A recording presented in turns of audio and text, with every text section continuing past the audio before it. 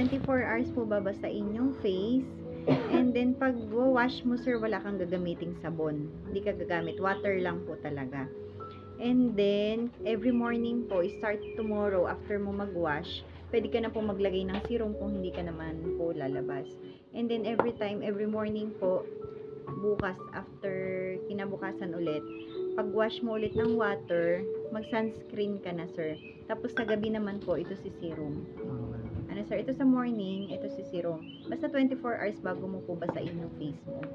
Ngayon ay, sabihin natin, 3 p.m. Tomorrow na 3 p.m. mo na po babasain ng water. Bawal ang sabon, sir, ha? For 1 week.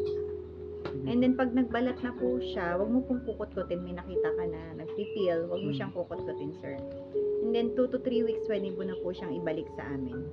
Pwede ka rin po mag-update. Ano, sir? Okay na po. Bali, bukas po, 3 p.m. Saka na po ako Maghihila mo. Maghihila mo. Okay.